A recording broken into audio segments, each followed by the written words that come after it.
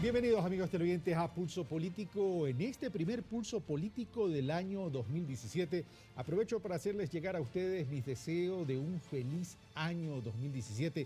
Y hoy día comienza la campaña electoral, por cierto, y seguramente esta campaña va a ser tremendamente intensa, tremendamente movida en todo lo que va de enero hasta 19 de febrero, que es las elecciones en la primera vuelta electoral. Recordemos que la segunda vuelta electoral será el 2 de abril en caso que esta se presente. Y les recuerdo algo, exijamos a los candidatos a que debatan los temas estructurales que el país requiere para orientarnos hacia el desarrollo. El marketing político está bien para las estrategias de las organizaciones políticas, pero ustedes, amigos, televidentes, ciudadanos, merecen más allá de un marketing político. Ustedes merecen propuestas, merecen debate, análisis a profundidad.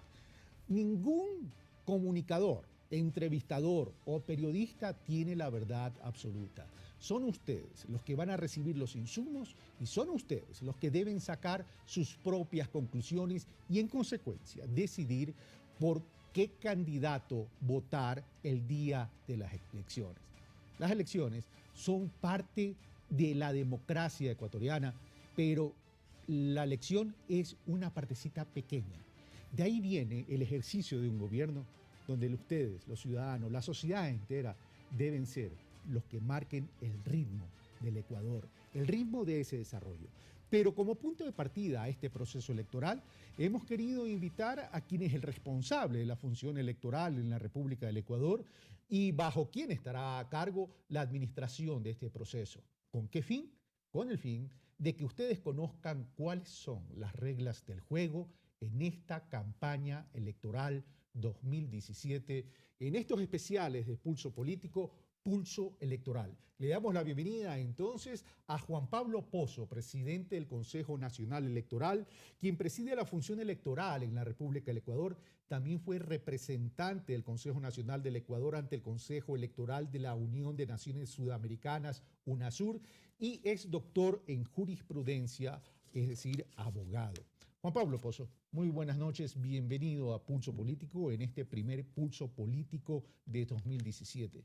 Y antes de entrar en materia, comienzo con una pregunta que puede ser dura, pero necesaria. ¿Cómo garantizar la transparencia de este proceso electoral cuando ésta está siendo cuestionada de distintas organizaciones políticas?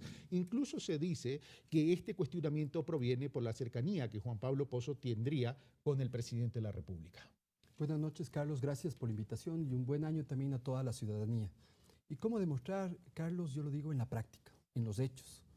Y lo que hemos decidido en este proceso electoral, en los hitos fundamentales para este proceso, ha sido teniendo en cuenta un solo objetivo: el respeto absoluto a la voluntad de la gente, Carlos. Y en este sentido, al Consejo Electoral que presido nos ha correspondido ir enterrando mitos y construyendo hitos. Y vamos a la práctica. El proceso electoral del 2014, por ejemplo, hace 3 años. ¿Cuáles son nuestros representantes en los diferentes puestos seccionales? Alcaldes, prefectos, concejales urbanos, rurales, vocales de juntas parroquiales. Son representantes de la más amplia pluralidad política de este país, representantes de diferentes organizaciones políticas.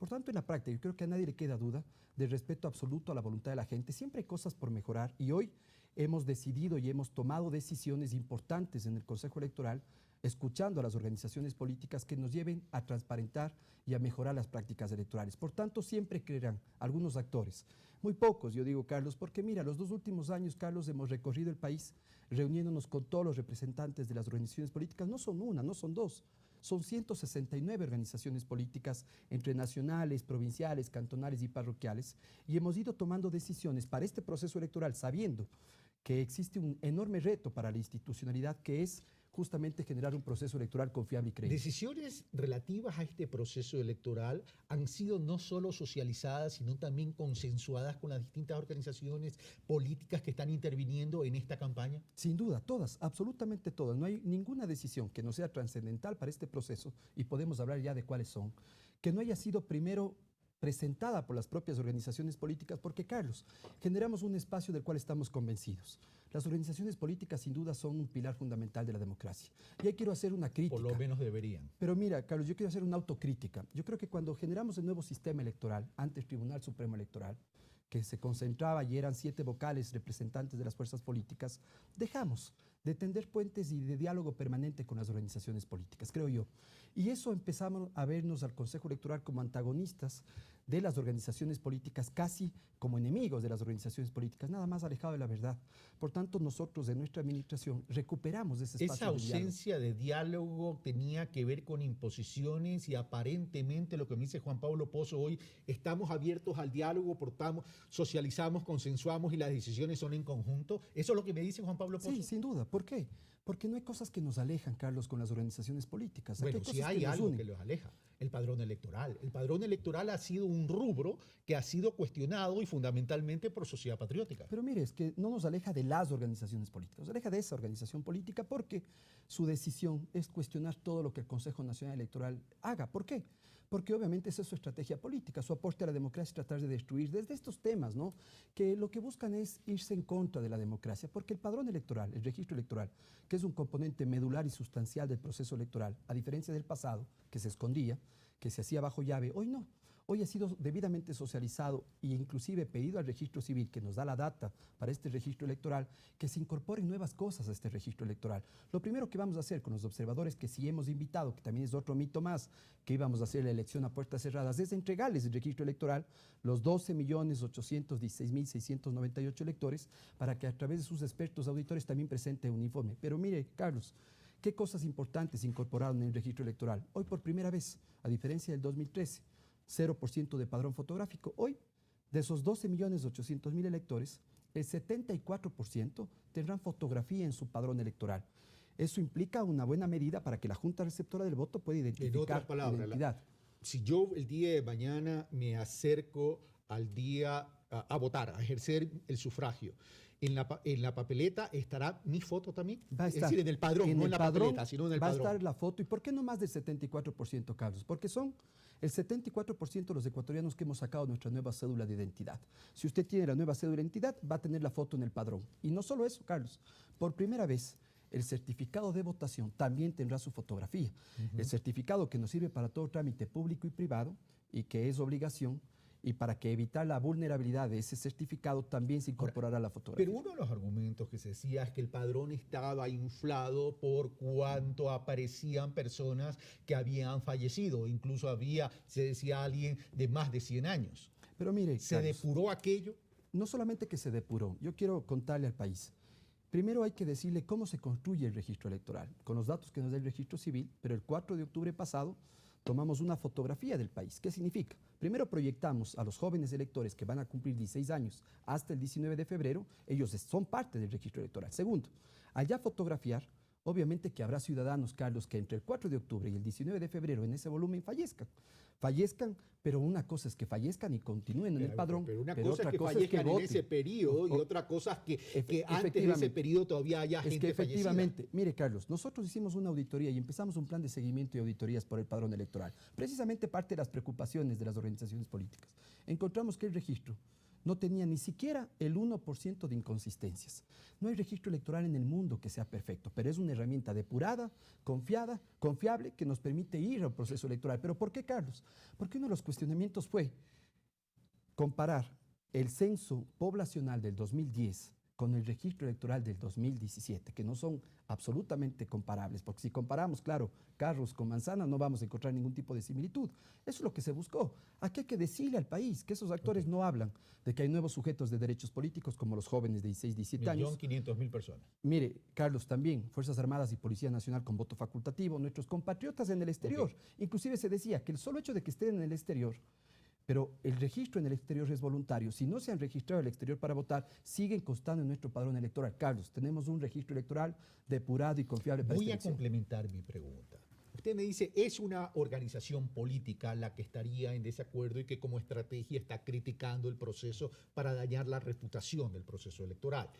Este padrón depurado ¿Se entregó a las distintas organizaciones políticas para que se construya una auditoría de parte cada una de las organizaciones políticas? No solamente que se entregó el padrón del 4 de octubre, se ha ido entregando mensualmente, Carlos, desde febrero, marzo, abril hasta llegar a octubre en el padrón definitivo. ¿Cuántas han hecho observaciones? Bueno, ¿Cuántas organizaciones políticas han hecho observaciones? Las organizaciones políticas han participado del plan de seguimiento y auditoría, en donde también estuvo el plan de seguimiento y auditoría del registro electoral.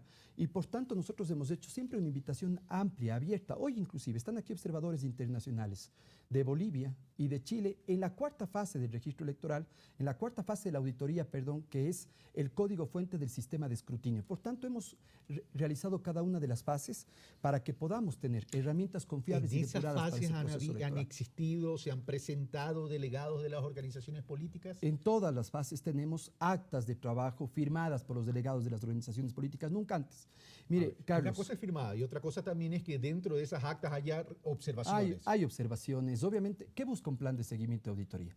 Busca recibir esas observaciones. Pero esas para observaciones han sido implementadas, han sido corregidas y ellos están satisfechos. Es que la siguiente fase es un plan de mejoras con esas observaciones. Carlos, y algo importante, no se ha dicho, pero antes de la convocatoria de elecciones, el 14 de octubre, entregamos el primer centro de mando y de control electoral integral en este país. No existía antes. En el COSFER, Comisariato de Fuerzas Armadas, a cero costo, como dato que nos dio gentilmente el Ministerio de Defensa, adecuamos no solo oficinas para las organizaciones políticas, un aula de auditoría, una sala de prensa y obviamente un aula especial de auditoría de todo el proceso electoral en esa relación directa con las organizaciones políticas. Eso, en los hechos y en la práctica, respondiendo a su pregunta, generan estos espacios de sinergia constructiva y propositiva para mejorar las prácticas electorales. Por tanto, hoy todas las organizaciones políticas saben que ese ha sido el comportamiento del CNE. Según lo que me dice entonces, el padrón electoral ha sido debidamente auditado, debidamente construido en conjunto, auditado, y la única organización política que ha puesto algún tipo de observación, según Juan Pablo Pozo, más por estrategia de carácter político electoral que por otra cosa, es Sociedad Patriótica. Carlos, si me permite, inclusive esa misma organización política en su momento habló de los votantes muertos. Recuerde usted, 3,5 millones de votantes muertos. A eso me refería hace un momento. Y mire, luego se habló de los migrantes que se les dio votando. Recuerden con otro actor que presentaron una denuncia. Yo le quiero contar algo.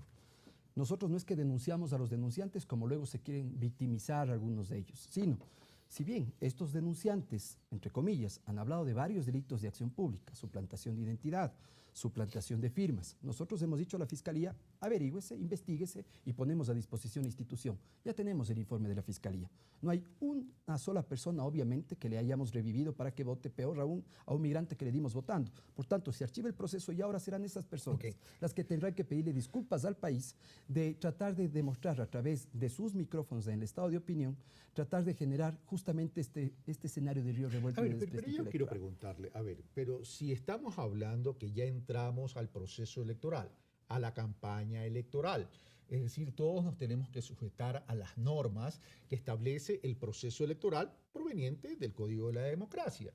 Eso significaría que si alguien quiere empañar el proceso electoral, ustedes estarían facultados no solo para exigir disculpas, sino incluso para iniciar algún tipo de acción. Sí, efectivamente. Lo que buscamos más allá de iniciar, porque este no puede ser un tema coercitivo, pero yo creo que profundizar. Tema coercitivo no estoy hablando que si alguien daña la reputación de alguien. Sin duda, tiene que ser responsable de sus palabras y tiene que ser responsable de dañar justamente las instituciones. En su momento, nosotros haremos las acciones que correspondan, pero antes con los informes listos de fiscalía respectiva, que es lo que tenemos. Otro elemento que antes preocupaba y que fue producto de grandes observaciones y de grandes críticas dentro de los procesos electorales eran las famosas juntas intermedias.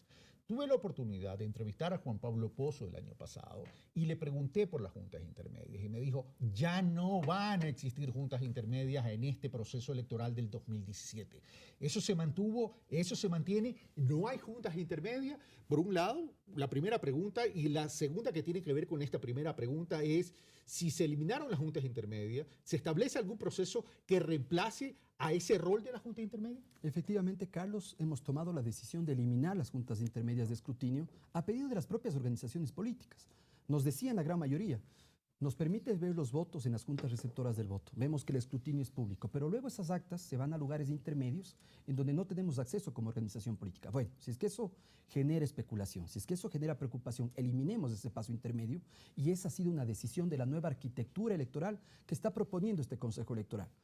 si se eliminan entonces las juntas intermedias de escrutinio, ¿qué es lo que propone el Consejo? Hoy, Carlos, en los propios recintos electorales, es decir, en los lugares donde se va a hacer la votación, luego de las 10 horas de votación, O sea, la junta y hay el receptora. escrutinio, en las juntas receptoras del voto.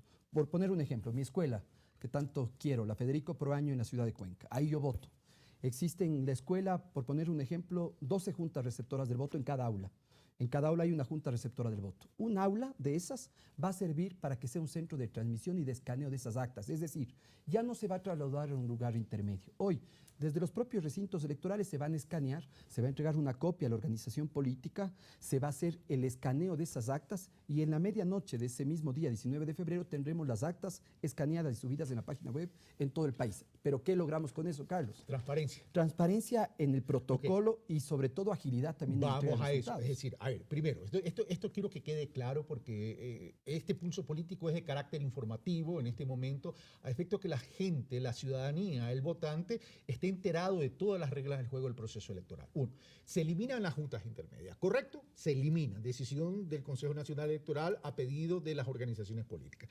Se establece la transmisión y el escaneo de las actas desde los centros electorales, es decir, desde los recintos electorales. Así es. Ahí van a estar delegados de las organizaciones políticas presentes para revisar el acta y revisar el acta que se envía al centro cómputo. Totalmente. Carlos, el voto en el Ecuador tiene 4 componentes, de acuerdo a la Constitución. Es universal, es secreto, es obligatorio, pero el cuarto componente es que es escrutado públicamente. ¿Qué significa eso? Es cantado públicamente. Por tanto, en cada junta receptora del voto tendremos delegados de las organizaciones políticas y en cada centro de escaneo de transmisión, obviamente el delegado de la organización política. Van a haber 2 filtros.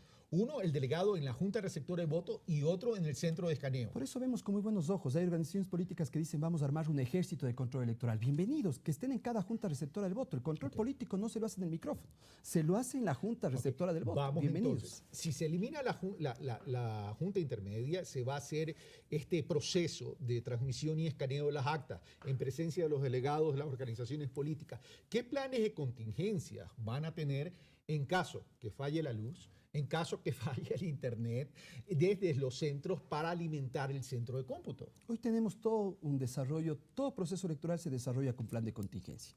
Carlos, quiero darte un dato. De los 1.900 recintos de donde se van a transmitir actas, porque 1.900 recintos concentran el 90% de las juntas receptoras del voto. Hoy en este momento ya tenemos 1.400 recintos con pruebas de conectividad. Es decir, ya sabemos la conectividad que tenemos, ya tenemos la contingencia, ya tenemos los planes de energía que nos permita obviamente responder a ese proceso electoral con respecto a esta conectividad. Al mismo tiempo, dentro de la planificación de esta conectividad en los centros de recintos electorales, también tenemos como Consejo Nacional Electoral esa planificación para que las juntas receptoras del voto y los centros, en este caso los recintos, también tengan coordinadores por cada 2 juntas receptoras del voto. Tenemos todo un plan, la seguridad al interior de los recintos electorales, como todos sabemos, la hace el Ministerio de Defensa, las Fuerzas Armadas, la custodia de los kits electorales. Hoy, Carlos, el Instituto Geográfico Militar está imprimiendo los más de 66 millones de papeletas, más de 13 millones de documentos electorales. Ya tenemos un plan de movilización, cuándo van a ser distribuidos estos kits electorales. Durante el mes de diciembre desarrollamos planes en este caso, pruebas de funcionalidad en las 24 provincias del país, y el 8 de enero, el domingo próximo, tenemos el primer gran simulacro a nivel nacional con ya una prueba en las 24 provincias de todo el concepto con respecto al proceso electoral. En días pasados recibimos 1.850 escáneres donados por Corea del Sur, por COICA, en un proyecto que es la única institución de Latinoamérica que cumplió un proyecto de modernización y se incorporan estos 1.850 escáneres del patrimonio electoral. Tienen que ser probados antes. Y ya empezamos las pruebas de funcionamiento y estos van a ser probados ya el 8 de enero con el fin de estar listos. Carlos, ¿Al 100% de forma aleatoria mediante una muestra? Sí, es una muestra, pero es una muestra que supera fácilmente el 50% promedio, pero ahí vamos a tener, Carlos, 8 de enero, primer simulacro.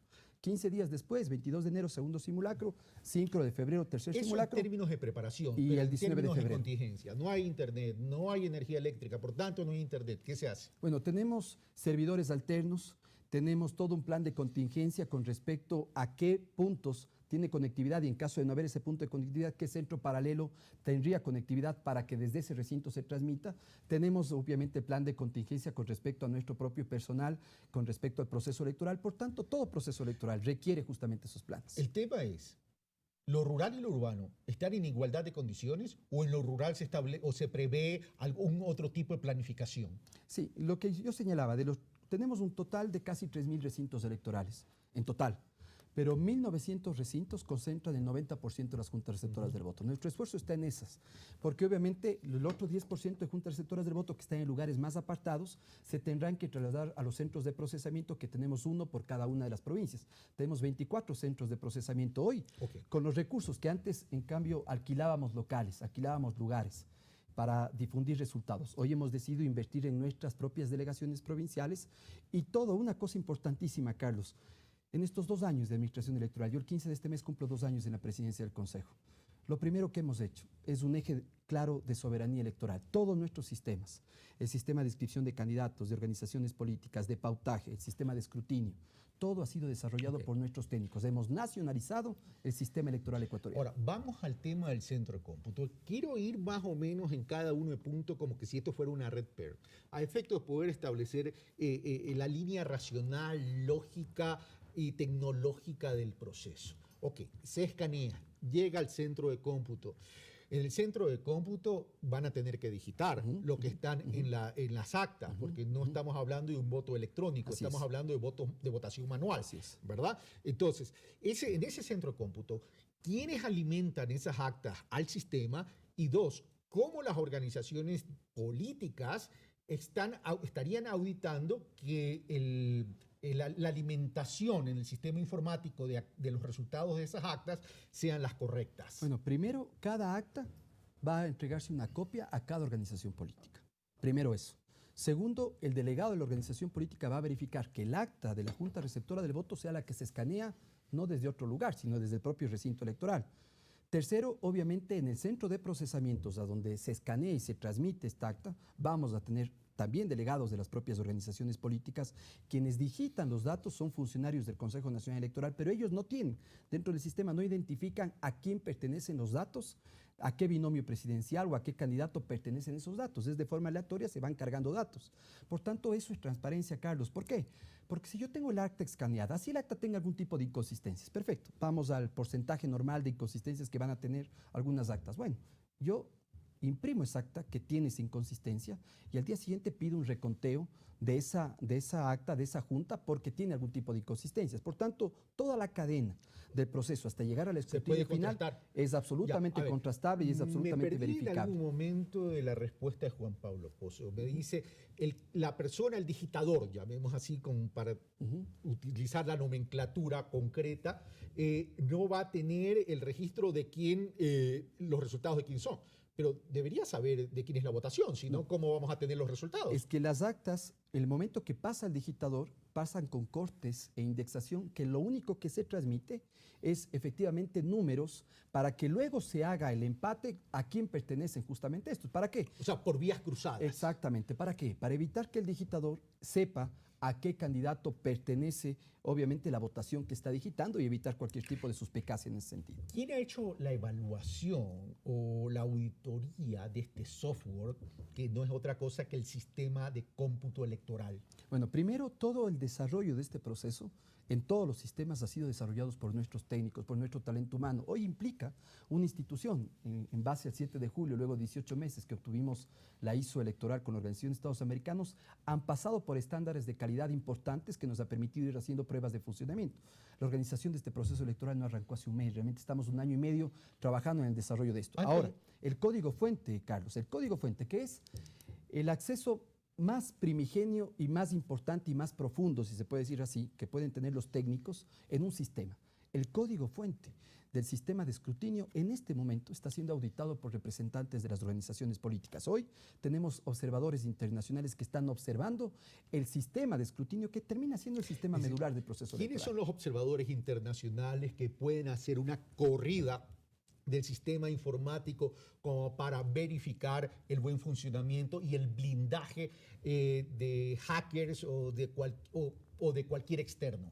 Sí, nosotros hemos hecho una invitación a observación electoral amplia.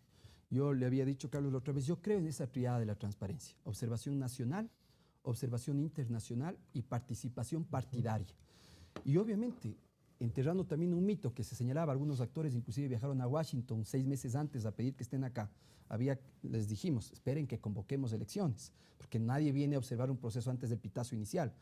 Y respondiendo y cumpliendo con nuestra palabra, nosotros oficiamos al secretario general de la Organización de Estados Americanos, OEA, Luis Almagro, que ya contestó la carta y ha complacido con la invitación. Estará acá una misión de avanzada desde los próximos días. El secretario y presidente Ernesto Samper, secretario de la Unión de Naciones Suramericanas, también estará una misión importante de los 18 organismos. Estará aquí AWEB, que es la Asociación Mundial de Organismos Electorales, y UNIORE, que es la Unión Interamericana de Organismos Electorales. Eso en misiones independientes. Carlos, se van a reunir con todos los actores, van a tener acceso a los códigos fuente, van a tener acceso a nuestro registro electoral, y ellos también darán una mirada externa de este proceso electoral. No hay nada que ocultar, y en este sentido así trabajamos. Otro tema que generaba inquietud y que construía espacios de ruido dentro del proceso electoral era el voto electrónico. Va a haber voto electrónico en el proceso electoral de febrero del 2017 y en caso que exista segunda vuelta electoral en abril 2 del 2017. No, Carlos, no va a haber voto electrónico en ninguna jurisdicción, ni a nivel de pilotaje, ni en parroquias, ni en cantones, ni en provincias. Nosotros tuvimos una experiencia exitosa en febrero del 14. Con Azuay y Santo Domingo sumaban 1 millón de electores con voto electrónico. ¿Exitoso? No hubo una sola impugnación, apelación, pedido de reconteo. Usted mirá, fue exitoso, ¿por qué ahora no se hace? Bueno, por varias razones. La primera, el tipo de elección que vamos a tener, Carlos. En su momento fueron elecciones seccionales. Entonces, a mí me permitió, por ejemplo, yo coordinaba el voto electrónico en la provincia de Azuay, que es mi provincia. A nosotros nos permitió 2 horas después del proceso electoral decir, este es nuestro prefecto, estos son nuestros alcaldes, vocales de juntas parroquiales, etcétera. Pero hoy tenemos dignidades nacionales, por tanto, hacer voto electrónico en 2 o 3 provincias, si igual tengo que esperar los resultados de las otras 21 provincias, porque es presidente, asambleístas nacionales, porque son asambleístas por el exterior, solo los asambleístas provinciales de la dignidad provincial, no justifica técnicamente por el tipo de elección.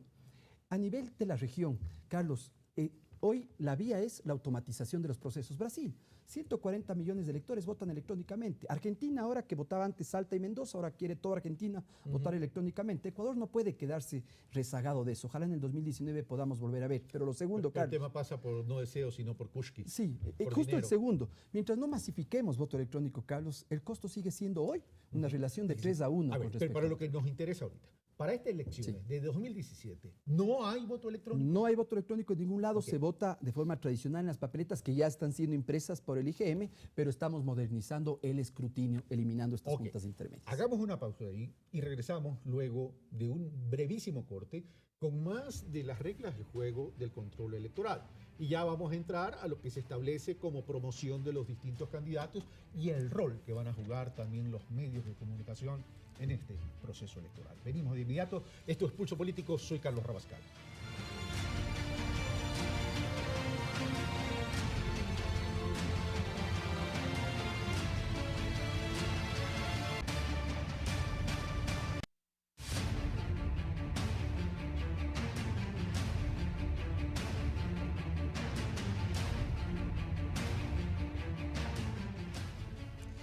Continuamos en Pulso Político. Estamos entrevistando a Juan Pablo Pozo, quien es el responsable de la función electoral.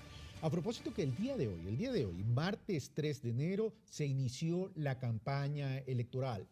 Hemos hablado en el primer bloque sobre una serie de inquietudes que se habían expresado de parte de las organizaciones políticas como de ciertos sectores de la ciudadanía.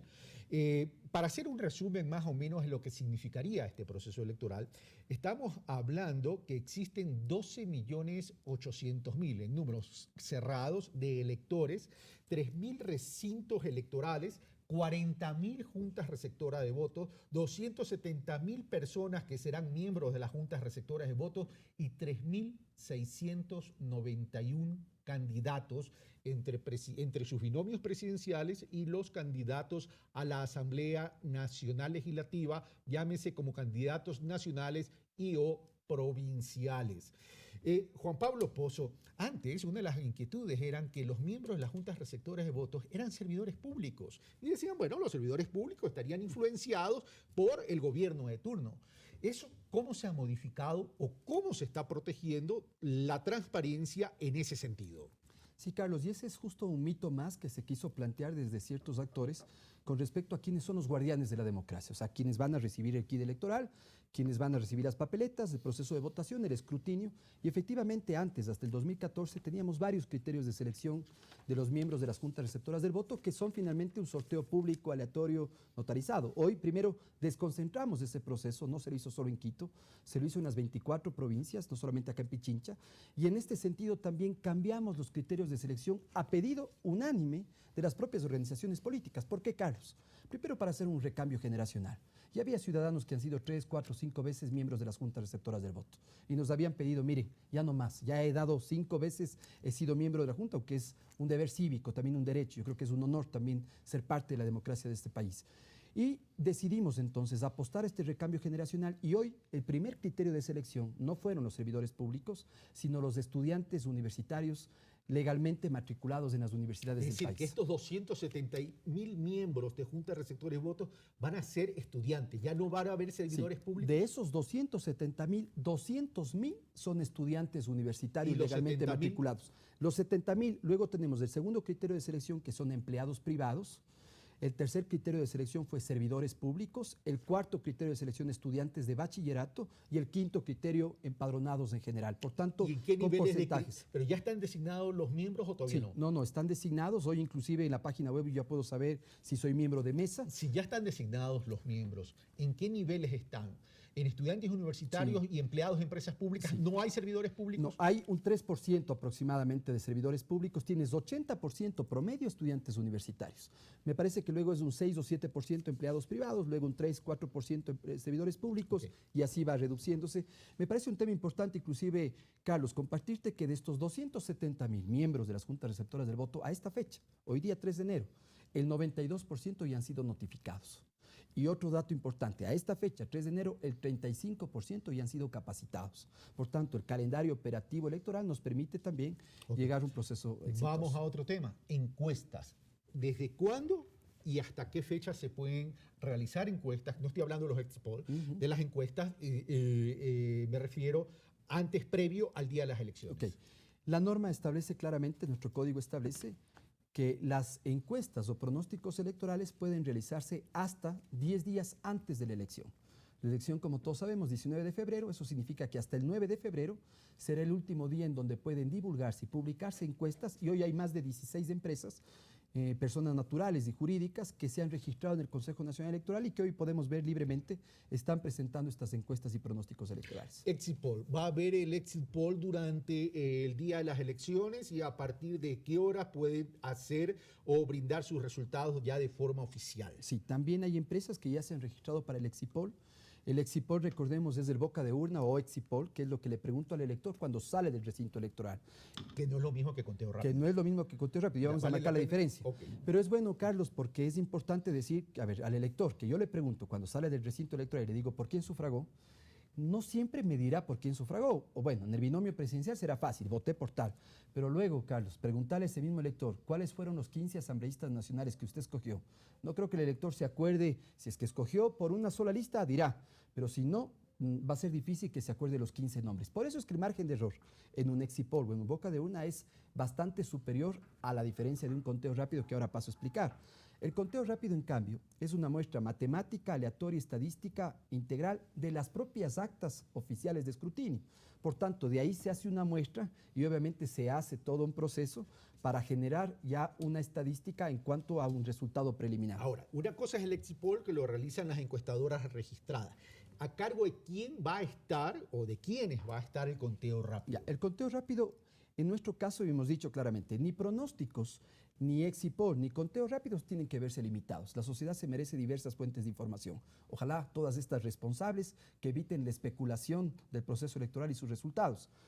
Tenemos empresas, más de 16 empresas registradas para pronósticos y encuestas. Tenemos más de 4 o 5 hasta este momento para exit polls o boca de urnas. Entendería que se van a presentar más. Tenemos también ya registradas 2 empresas. En este caso, la Corporación Participación Ciudadana también va a hacer su conteo rápido. Rudy Hidalgo es la directora, ha manifestado su interés. Firmamos un convenio en días pasados. Les daremos toda la facilidad adecuada porque además han hecho ya en procesos electorales pasados. Pero el Consejo Electoral también, Carlos, vamos a hacer un conteo rápido oficial porque creo que la ciudadanía va a exigir, todos nos exigimos, al menos resultados preliminares la misma noche del proceso electoral. Bajo ese pilar que nosotros hemos dividido en 2, eliminar juntas intermedias y hacer un conteo, hacer la entrega de resultados oficiales y bajar de 20 días que hemos entregado resultados oficiales a un promedio de 5 a 8 días, teniendo en cuenta la densidad electoral de la población. Y el conteo rápido, nuestra propuesta es que 3 horas luego de cierre del proceso, 5 de la tarde se cierra, 3 horas luego del cierre, 8 de la noche, aunque a mí mis técnicos me dicen, Juan Pablo, no digas horas. Yo creo que hay que decir horas, hay que poner retos a la institucionalidad. 3 horas luego del cierre del proceso, nosotros daremos el 8 de la noche. 8 de la noche, el primer boletín oficial preliminar de conteo rápido del binomio presidencial. Y 2 horas después, 10 de la noche, el primer boletín oficial preliminar de la Asamblea Nacional, porque vamos a hacer conteo rápido de las dos dignidades. Para que quede claro en nuestros amigos, con nuestros amigos televidentes y ciudadanos, luego de 3 horas, es decir, 8 de la noche, se emitirá el primer boletín informal. Sí, es resultados preliminares oficiales. Resultados preliminares oficiales de quién habría ganado la presidencia de la República. Exactamente. En la primera vuelta electoral. Exactamente. Ya. Exactamente. Ahora, voy a hacer una pregunta que a algunos a lo mejor no les gusta, pero tengo que hacerla. Y la tengo que hacer porque quiero que todo quede transparentado ante la ciudadanía. En Venezuela, no es el mejor de los ejemplos de lo que voy a preguntar, pero en Venezuela sucedió un hecho. Las personas fueron a votar a última hora y extendieron el horario de las elecciones. Y si no me equivoco, Juan Pablo Pozo estuvo ahí, ¿verdad? Como observador. Y extendieron el horario de las elecciones, cosa que llamó la atención. Eso se prestó a malas interpretaciones, considerando que había voto electrónico y que se podía saber de antemano quién iba punteando las elecciones. En caso que ese escenario de que las personas vayan a última hora, cercano al cierre de las elecciones, de la recepción de los votos, ¿se descarta cualquier extensión horaria? Sí, Carlos, porque eso es improbable en el país por la normativa electoral que tenemos. Siempre hay una primera vez, Juan Pablo. No, es que te quiero contar por qué. Te quiero contar por qué. En el caso de Venezuela, la normativa electoral señala que el cierre de la votación se hace con las personas que están al interior de los recintos electorales. Eso significa que si yo tengo abiertos los recintos electorales y la gente sigue llegando, la gente sigue votando, porque está al interior de los recintos electorales. Por tanto, Venezuela en su momento tomó la decisión de ampliar la jornada de votación porque había mucha gente todavía al interior de los recintos electorales. Eso dice la normativa venezolana. Pero nuestra normativa no dice eso.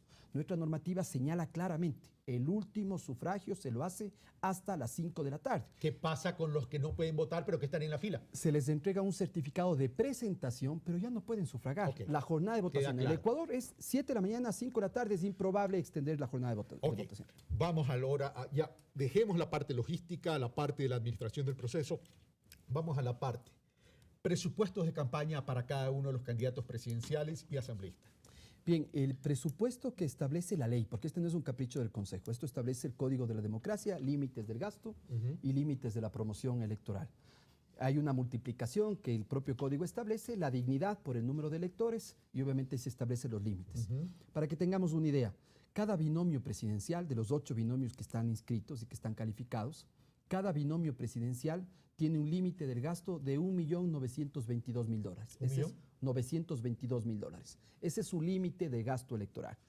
Y su promoción, que es lo que el Estado le va a financiar a cada binomio a través del Consejo Nacional Electoral para prensa escrita, radio, televisión y vallas, es del 30% de este valor, es decir, $576.000, que es su límite de promoción. Ahora, ¿qué es la promoción y qué es el gasto? Esta promoción es en medios. La promoción en medios, exacto. La promoción es lo que el Estado financia a través del Consejo Electoral en 4 rubros: prensa escrita, radio, televisión y vallas. Y es justamente lo que hoy, 3 de enero, hasta el 16 de febrero, que de acuerdo a nuestra normativa, 45 días de campaña, es lo que se va a poder pautar en estos 4 ítems. Lo del gasto es todo lo que no tiene que ver con estos 4 ítems, es decir, concentraciones, pintada de murales. Exactamente. 1.900.000, porque son rubros diferentes. 1.900.000 el límite del gasto y 576 el límite de la promoción. Sí, al final, sumados, estamos hablando de $2,5 millones entre gasto y promoción. En otras palabras, los 570.000, que es el 30% del 1.922.000, que es el límite del gasto para la campaña, para los binomios presidenciales, significaría que esta es la pauta pagada. Exactamente. Ahora, esta pauta pagada la paga directamente el Consejo Nacional Electoral. La paga y no la da al candidato. Le da al proveedor que en este caso es el medio de comunicación, de prensa escrita, radio, televisión o vallas, que ya se han registrado previamente en el Consejo, que son más de 600 proveedores que tenemos y que se han registrado en el Consejo Electoral. La verdad es que es un monto bastante bajo en relación a lo que debe significar una campaña presidencial, pero bueno, eso ya es un tema establecido en el código. Pero Carlos, de la sumado de los democracia. 3.691 candidatos, estamos hablando de un presupuesto de $24 millones. Ya, ok. Bueno, sí, entre todos. Lo que pasa es que a más candidatos, claro, menos le toca a cada uno. El pastel queda corto para tantos candidatos. Ahora, de la diferencia de los 570.000 en relación al 1.922.000 es para la organización de la campaña de parte de las organizaciones políticas. Exacto. ¿Cómo controlar que este límite de gasto no se rebase y evitar que haya alguien como un ex banquero que dio $3 millones a una campaña electoral y luego se nos vino el feriado bancario y se demoraron en tomar decisiones? Bueno, ahí vamos a coincidir en un tema, Carlos. Hay una norma electoral que, si bien no es oportuna desde mi punto de vista, seguramente coincidimos, y no es oportuna por la temporalidad que digo. ¿En qué sentido? Los responsables del manejo económico, los tesoreros de las cuentas de campaña, tienen que presentar sus gastos de campaña dentro de los 90 días siguientes al proceso electoral. Eso dice el código. Por vuelta. Sí, o sea, si la elección es 19 de febrero, tendrán 3 meses luego, 90 días, para presentar sus cuentas. Y en abril 3 meses más. Pero claro, ya se dio la elección, ya se posesionaron las nuevas autoridades, seguramente, porque en mayo tienen que posesionarse. Por tanto, nos corresponde a nosotros como Consejo recibir las cuentas de campaña de los responsables del manejo económico dentro de este plazo que establece la ley.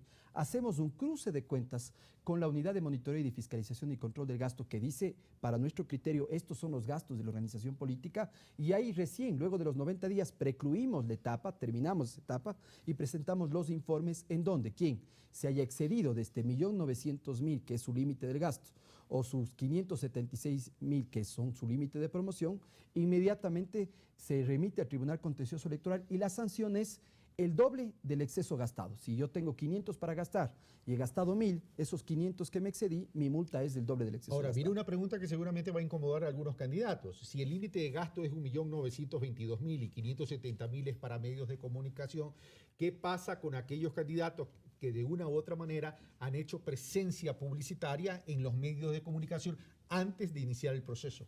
Ese valor que está cuantificado por parte del Consejo Nacional Electoral se va a imputar al gasto electoral, por tanto será parte de su excedente y de su prueba, de su cálculo final con respecto a cuál fue su límite de gasto electoral. ¿Están identificados? ¿Hay candidatos que han incurrido en eso? Sí, tenemos obviamente nuestros informes respectivos ya desde las unidades respectivas, pero en el momento que cerremos la etapa que precluyen dentro de los 90 días siguientes, pues haremos todo ese cruce de cuentas para establecer. ¿Cuántos candidatos están en cursos? Bueno, hay varios informes. Tenemos, inclusive en nuestras competencias administrativas, Carlos, nosotros hemos dado de baja vallas, hemos retirado vallas, hemos ordenado la suspensión de spot, hemos remitido al Tribunal Contencioso Electoral los expedientes. Por tanto, esto implica una serie de control que no termina con la jornada electoral, sino que implica una etapa postelectoral importante, que es este control de cuentas. Gobierno nacional. Enlaces ciudadanos, publicidad gubernamental durante el proceso electoral, ¿cómo se la piensa controlar para que no exista algún tipo de desequilibrio? Esa pregunta a mí me lleva a contestar primero algo que nos han preguntado permanentemente. ¿Por qué hay algunos candidatos que han renunciado a sus actividades para ser candidatos y otros que no han renunciado y siguen siendo candidatos? Porque la norma establece una dualidad. ¿Qué significa? Los funcionarios de elección popular, los servidores de elección popular, las autoridades, perdón, de elección popular, que optan por el mismo cargo, que van a su reelección, la ley señala que no tienen la obligación de renunciar y podrán facultativamente solicitar licencia sin remuneración por el tiempo facultativo. Podrán. No es obligatorio. No es obligatorio. La ley establece eso. No el Consejo Electoral, no Juan Pablo Pozo, la ley. Podrán, es facultativo. Podrán solicitar licencia sin remuneración durante el tiempo de la campaña electoral. Ahora, y ahí por eso tenemos hoy asambleístas que han ido por la reelección y que no han renunciado a su condición de asambleístas. El vicepresidente que va por la reelección y que no ha renunciado a su condición de vicepresidente.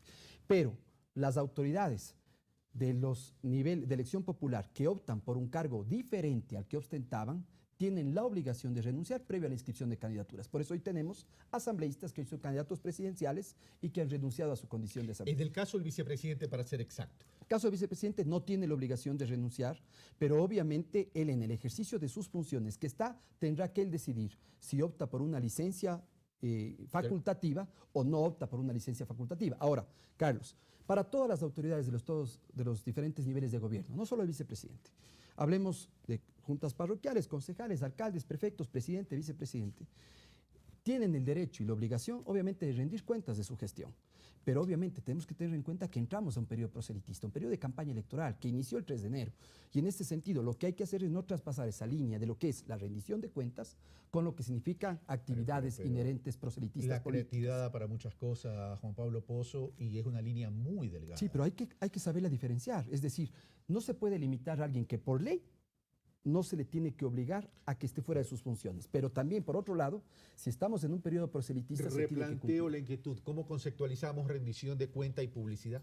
Bueno, la rendición de cuentas del ejercicio de sus funciones específico, es decir, cuál ha sido su planificación, cuál ha sido la serie de obras, si es que estamos hablando del Ejecutivo, si estamos hablando del Legislativo, cuál es también su planificación dentro de su espacio permanente. Y lo otro es una actividad netamente proselitista partidaria, para lo cual no puede estar en el ejercicio de sus funciones y tiene que solicitar una licencia respectiva. Yo creo que ahí ese es un tema fundamental, es decir, ¿cómo?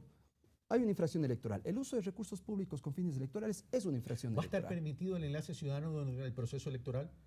En el proceso electoral, todos los espacios de rendición de cuentas no tienen restricción en el proceso electoral. Obviamente, otro es en el tiempo de silencio electoral, que obviamente es en la veda electoral. Pero los espacios de rendición de cuentas también entran dentro del análisis del Consejo Electoral, que no pueden ser espacios de proselitismo político. Y una cosa es importante, hace 6 meses o hace 3 meses, rendir cuentas, pues nadie estaba observando el espacio de rendición de cuentas. Hoy sí se observan, porque obviamente hay que entender que estamos entrando en un proceso proselitista de campaña electoral. Rol de los medios de comunicación. Bueno, los medios de comunicación, el artículo 207 es muy claro. No pueden incidir a favor o en contra de determinado candidato. ¿Qué significa eso?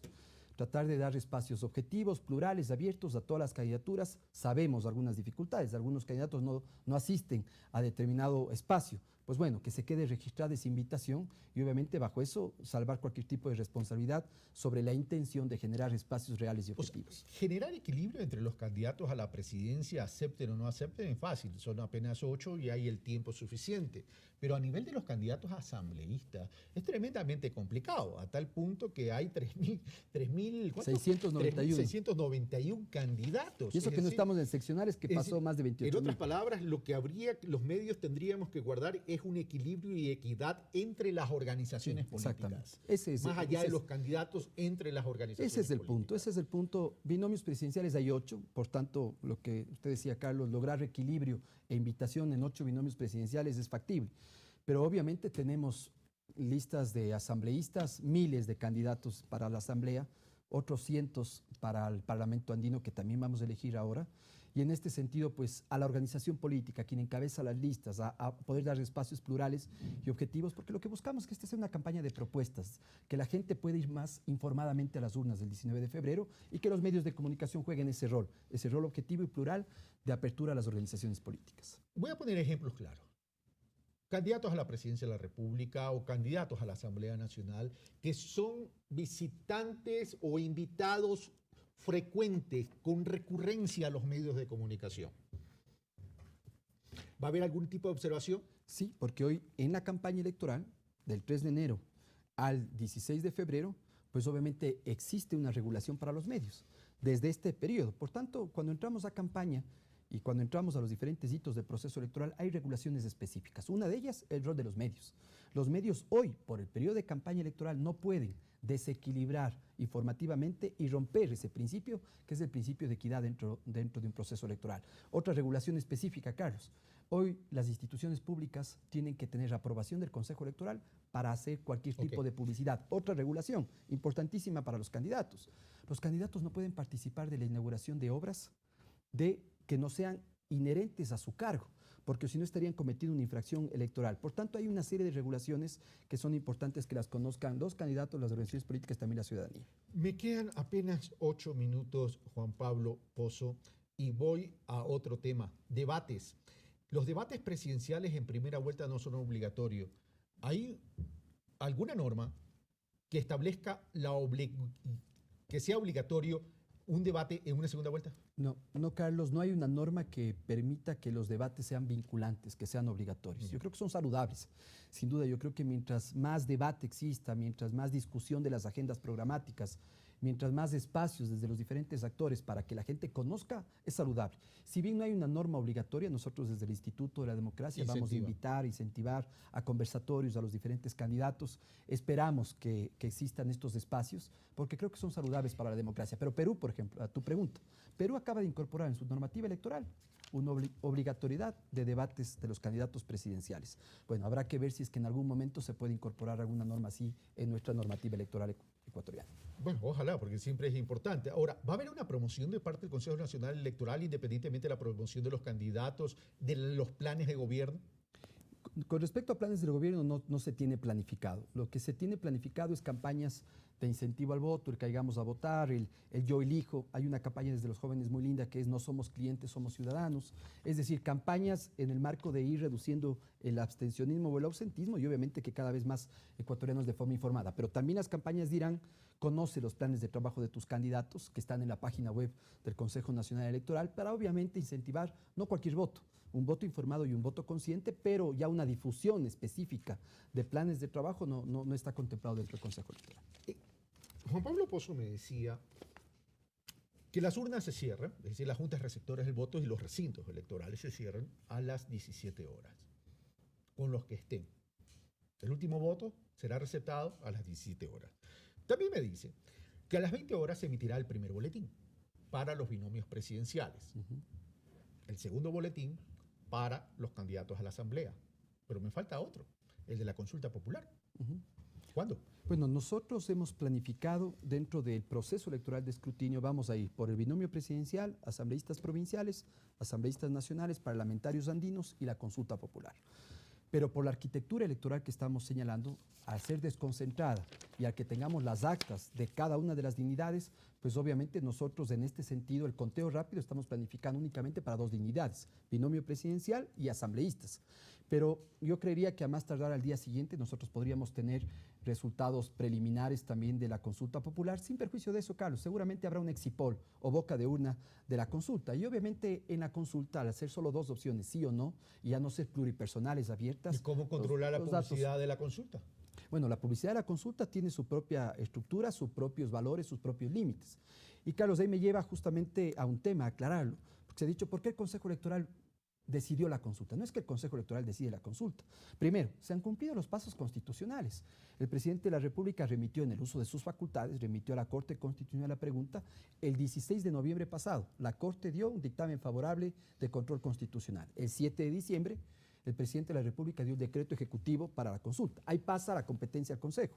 Y el Consejo tenía, de acuerdo a la ley, tiene 15 días para convocar, que lo hizo el 22 de diciembre, y 60 días como máximo para llevar adelante el proceso. Pero Carlos, nuestra discusión, yo he dicho, es técnica y también es económica. Si nosotros montábamos la arquitectura electoral y hacíamos toda una arquitectura solo para la consulta, solo para esa papeleta, el presupuesto electoral para montar esa arquitectura para la papeleta de la consulta supera fácilmente los 50 millones de dólares. En cambio, si aprovechamos toda la arquitectura electoral que ya la tenemos lista para el 19 de febrero e imprimimos una quinta papeleta, por los ecuatorianos tendrán esa quinta papeleta, el presupuesto fue de 2.800.000 dólares, es decir, el 2,6% del presupuesto de las elecciones. Creo que no cabe mayor análisis con respecto al desarrollo de la consulta. Vamos a otro escenario. Perú. Votaciones tremendamente estrechas, donde también estuvo presente Juan Pablo Pozo. Si hay un margen tan reducido en cuanto a la diferencia, tanto de febrero como de abril, el Consejo Nacional Electoral, a las 20 horas, es decir, 3 horas luego de haber cerrado las urnas, dará a conocer esos resultados sin perjuicio del margen de diferencia. No, Carlos, porque la propia teoría señala que tienen que ser resultados, primero, irreversibles y con tendencias claras. Porque obviamente no podemos generar a través de una herramienta preliminar, que es un conteo rápido, aleatorio, que es una proyección finalmente, no podemos generar ningún tipo de especulación y que luego varíe con los resultados oficiales. Eso significa entonces que se dirá lo siguiente, dado el estrecho margen, se va a esperar los resultados oficiales finales. Que estamos escaneando en las actas y que está desconcentrado y que será en menor tiempo posible. Pero no podemos el propio Consejo Electoral dar resultados preliminares con un estrecho margen que luego posiblemente los resultados oficiales varíen y que genere una especulación desde el propio organismo electoral. Ok, me quedan 3 minutos. Hemos hablado del proceso en sí, pero hay un elemento que forma parte del proceso que tiene que ver con el Tribunal del Contencioso Electoral, que esto ampara, recoge impugnaciones que se puedan presentar. ¿Qué tiempo tiene el Tribunal Contencioso Electoral para resolver los casos, considerando que ustedes en 5 u 8 días darían a conocer los resultados finales? Sí, Carlos, los tiempos varían en medida de los recursos. Nosotros tenemos unidades desconcentradas que son las juntas provinciales electorales. Ahí se van a llevar adelante el escrutinio de los asambleístas provinciales. En el CNE llevamos los escrutinios de las dignidades nacionales, parlamentarios andinos, asambleístas nacionales, binomio presidencial y obviamente la consulta popular. A toda resolución de la Junta Provincial se puede poner el primer recurso, el recurso de objeción ante la decisión de la Junta Provincial. Puedo presentar un segundo recurso, que es el recurso de impugnación en la vía administrativa ante el Consejo Nacional Electoral. Y puedo presentar un tercer recurso, que es el recurso de apelación en la vía jurisdiccional ante el Tribunal Contencioso Electoral.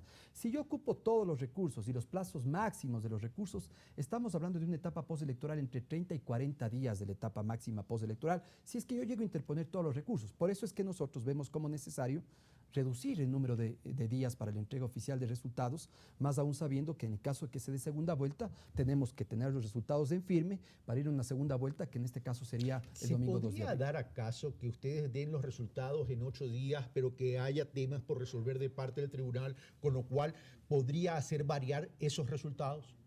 Bueno, el Tribunal Contencioso Electoral es la máxima instancia en temas electorales. El tribunal podría ordenar apertura de una urna, podría ordenar la contabilización de otros votos, podría ordenar en el caso de algún tipo de inconsistencia. Por tanto, el dato final para tener una sentencia en firme con respecto a los resultados siempre las tiene el Tribunal Contencioso Electoral. Bueno, espero haber cumplido con las inquietudes de la ciudadanía, del elector. En todo caso, a seguir informándose a través de las fuentes oficiales, que en este caso sería el Consejo Nacional Electoral.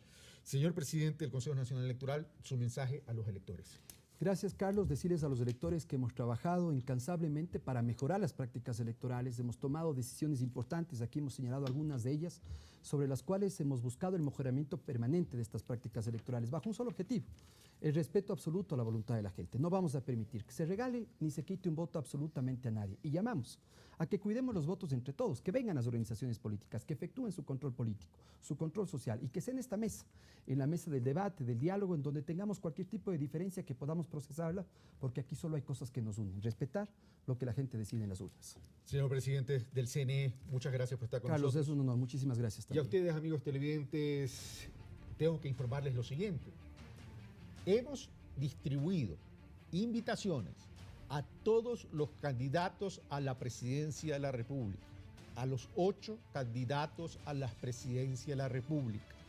En lo personal, como director de Pulso Político y en este especial de Pulso Político Electoral, anhelo que todos acepten, para que tengan el mismo espacio de proponer a ustedes, los ciudadanos, los electores, cuáles son sus planes de gobierno y que vengan a esta mesa a sustentarlos con argumentos y no con descalificaciones. Esto quisiera decir que el próximo martes deberíamos ya iniciar las entrevistas en Pulso Político Electoral con el primer candidato a la presidencia de la República. Esto fue Pulso Político. Soy Carlos Rabascal. Un fuerte abrazo y yo los espero el día de mañana en Pensamiento Crítico aquí en Ecuador TV.